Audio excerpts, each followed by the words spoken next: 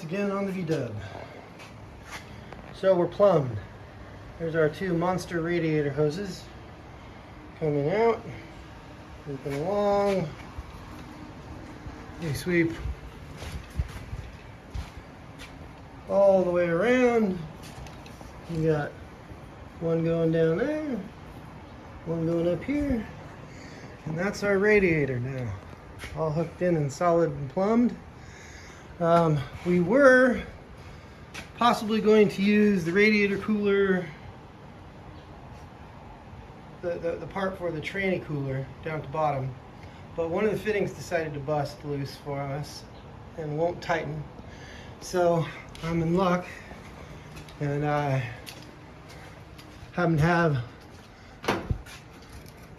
another small radiator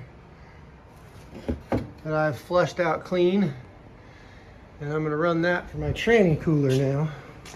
So the two lines coming off the bottom of the tranny down here, we're going to run that set up and figure out a good spot to mount that little radiator piece in here somewhere where it'll catch enough air to cool the tranny. I mean, it had one pipe that runs through the bottom of the radiator when it was hooked into the van, and literally it goes in, goes across, and comes back out, and that was all the radiator, that was all the cooling that it had for the tranny through the existing radiator. So we're going to plumb that out because the far fitting over there broke and won't tighten down. We stripped out the threads somehow. I was trying to change the tube angle.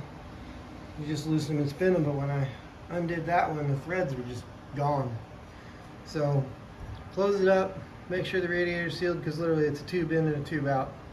So I'll close those up, put some caps on them, and then plumb in the new low radiator that I've got in and out for the transmission, and it'll have 10 times the cooling it ever had before.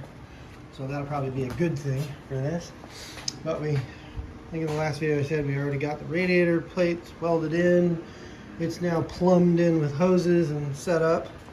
And today we went ahead and did our exhaust. So we've got our exhaust all cut, fit, and welded. I'm going to go ahead and put that in now,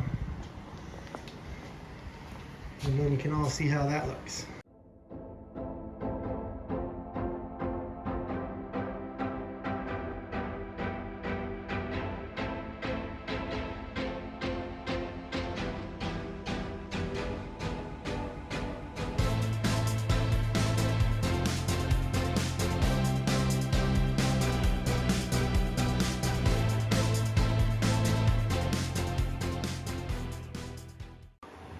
So there it is. That's my funky ass exhaust system. Comes out, kicks over, loops around, shoots right across the back, and drops out. Pipe's kicked a little bit to push the exhaust tip is kicked to push it back and out to the side away. And I think it looks pretty good. I think that's pretty spiff, really. And then our radiator all set up there. I think we're pretty jazzed on that setup. And our last little piece here will be, let's see,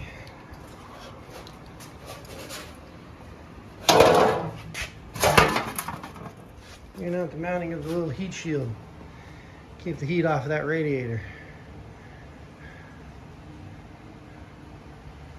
That should be how we do it, right there. Pretty stoked for the day.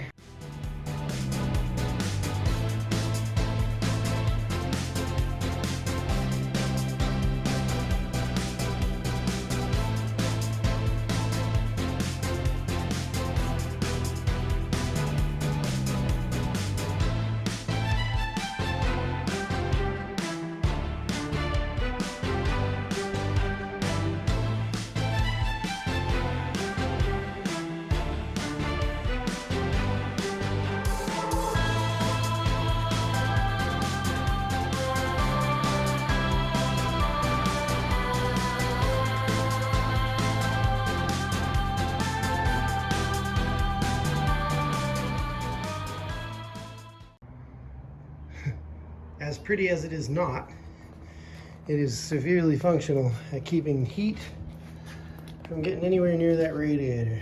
Now the exhaust heat will be flashed back away with that shield out and down.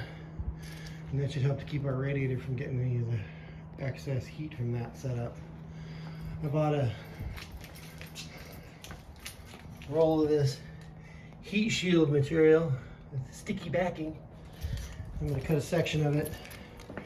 And for sure I'm going to run one along that lower pipe down there where it says lower, an ugly yellow line. But I just wanted to make sure I didn't mix those two pipes up when they were flopping around back here. So I'm going to wrap that section of the radiator hose all where it goes right next to that header from the exhaust.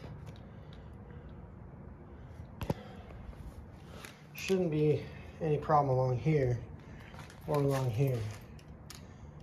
But up next to that, I might throw something down here, but I also might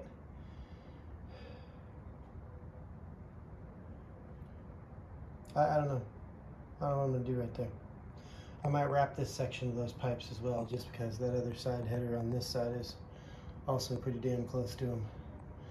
So maybe a wrap around that section of those two pipes as they go there, just to keep it, you know, that much more assured of not burning up stuff. I got to get a shelf built in here in the bottom so I can put in the battery. And I think I might even stick the tranny cooler, run it super short distance right over to there, and just have it sit kind of underneath so it's catching all the air that's flowing through here. I mean, the tranny had one tube running through the bottom of that radiator when it was hooked up in the van, and now that the coupling on that closest side down there stripped out when I tried to adjust the hose pipe, I was able to adjust the one on the other side no problem, but messed with this one and it stripped the fitting. So I'm just going to plug both of those where they sit and forget about them, and then pull out that new little, well, the old VW oil cooler, which I cleaned out with gas and then vented really well. We'll run the tranny fluid through that thing and it'll end up with 10 times the tranny cooler it had in the past. Try to keep that tranny ice cold. Be a little overkill, but oh well, better than not. Keep that tranny cool, it'll help keep that tranny alive for longer. It's getting there though. We're getting moving right along. A few more things on this end and then we pull that harness out and start winding some of this electrical up and through here and figuring out how far we got to extend things or what we're going to be able to do to make stuff work. We got fuse boxes and computers, and they all got them out pretty close to right off this stuff. So I might end up with pieces just mounted right here along the side. And then the harness swinging down and going through the middle to wherever it can reach up in front for ignition and shifter, and I don't know, maybe we'll even have enough room to yank the headlights and tail end turn signals up to the front from that spot. We'll have to figure out wiring in some rear turn signals from wherever that signal comes out of. We'll figure that out. I'm sure it's in there somewhere. Well, the rear harness was cut loose from the front harness, so we might have some interesting times figuring stuff out, but I'm sure it'll work out in the end. As long as we can get that to run, everything else will be easy peasy. Anyhow, there we go. One more tidbit done. I don't know if this crazy looking thing has the weirdest back end.